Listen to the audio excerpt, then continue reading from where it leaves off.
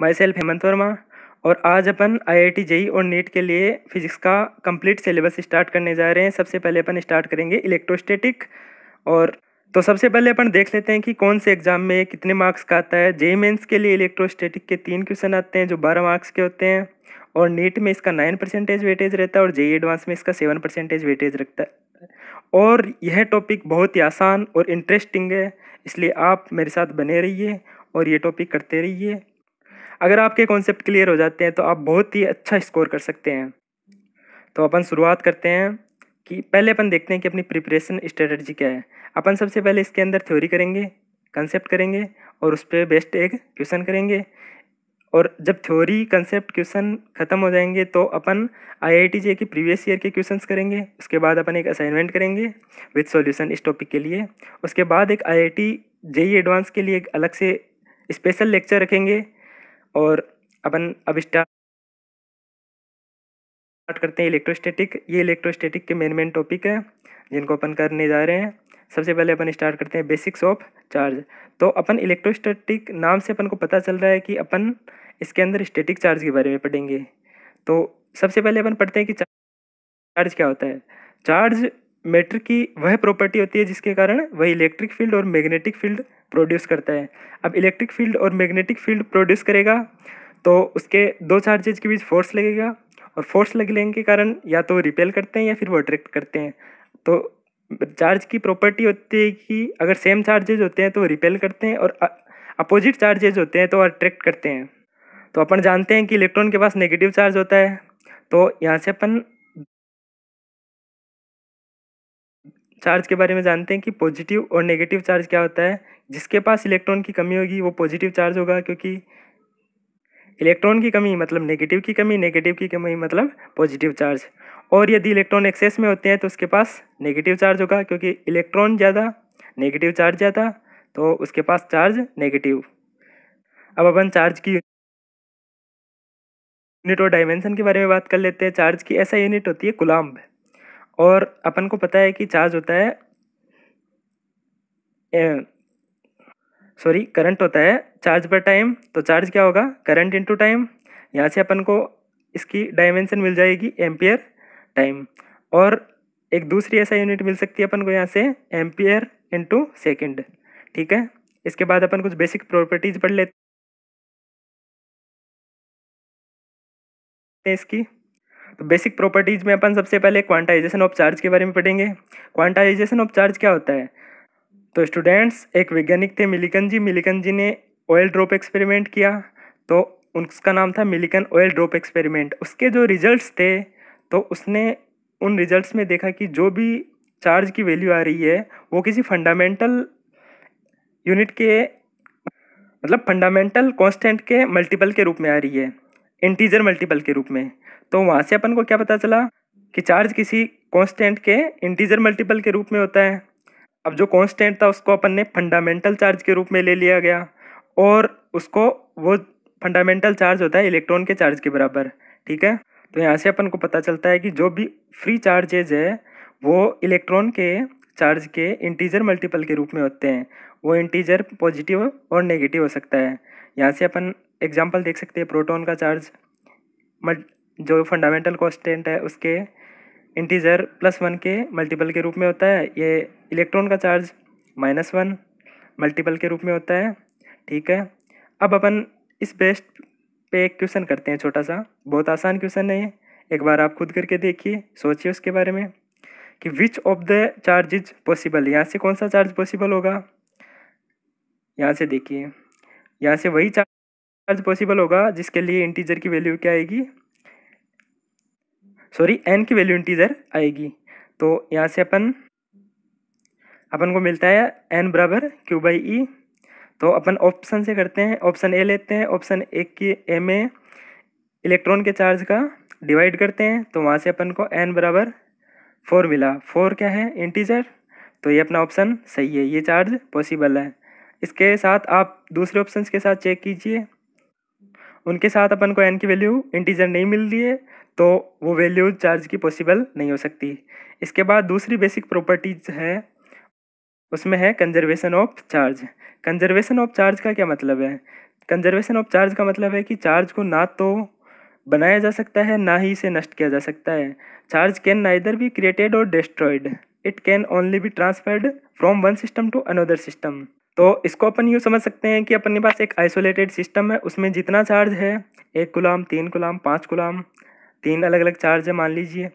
तो 1 coulomb 3 coulomb को दे सकता है, 3 कूलम 5 कूलम को दे सकता है, लेकिन वहाँ पे ना तो नया चार्ज क्रिएट कर सकते हैं ना ही उस चार्ज को अपन नष्ट कर सकते हैं। उस आइसोलेटेड सिस्टम में वो चार्ज कांस्टेंट रहेंगे। तो उसके लिए अपन एक क्वेश्चन देखते हैं।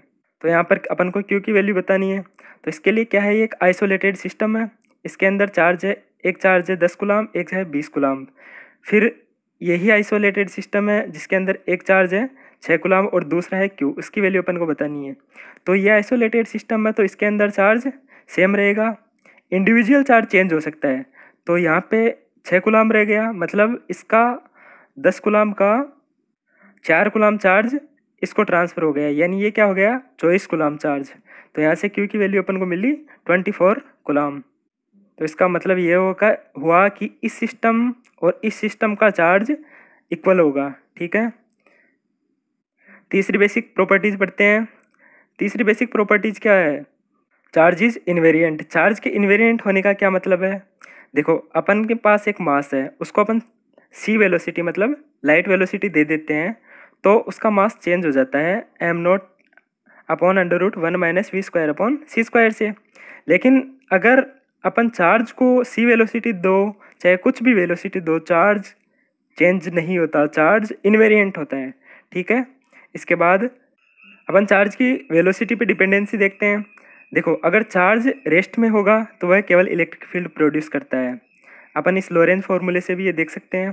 ठीक है, अगर चार्ज कांस्टेंट मोशन से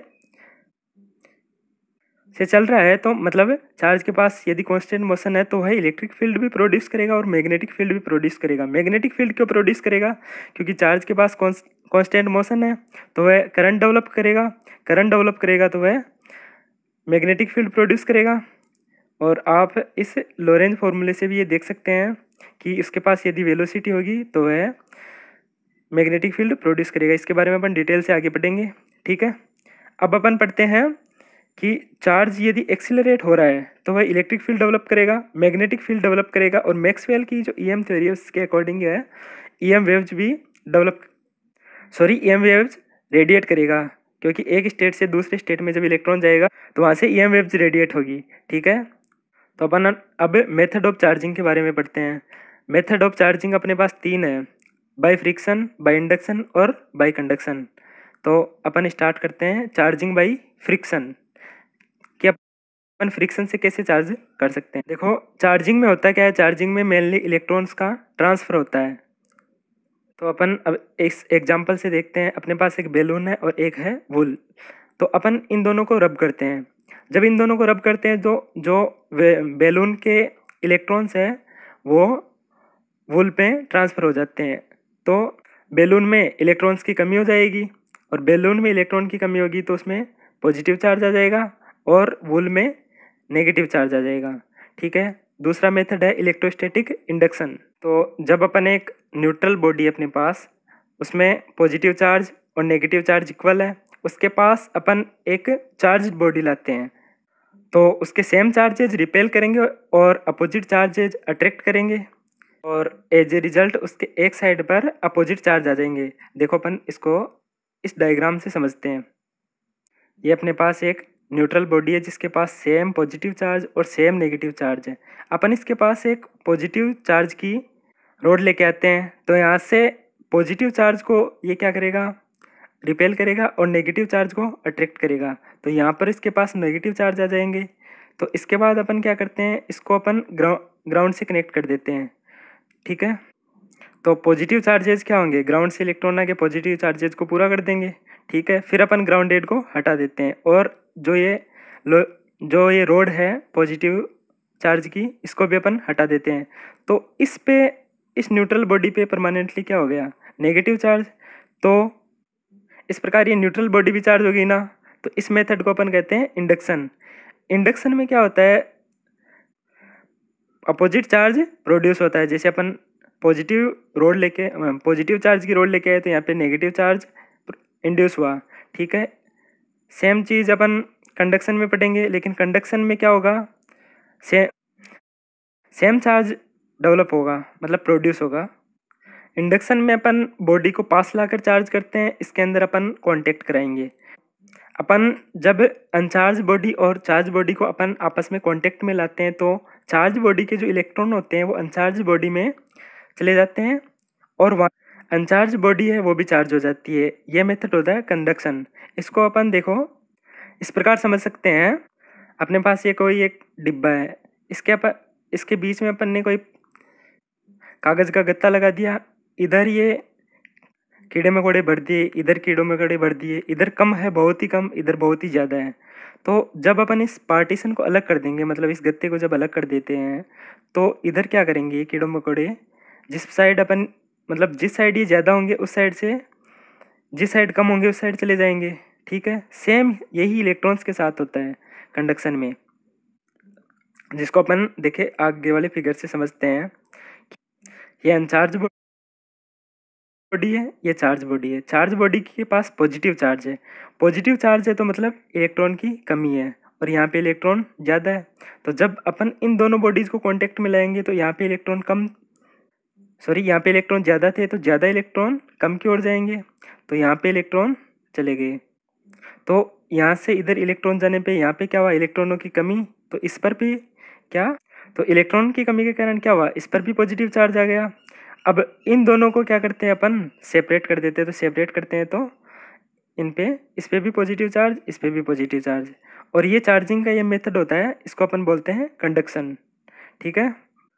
तो इसके कुछ पॉइंट्स है जो अपन पढ़ लेते हैं कि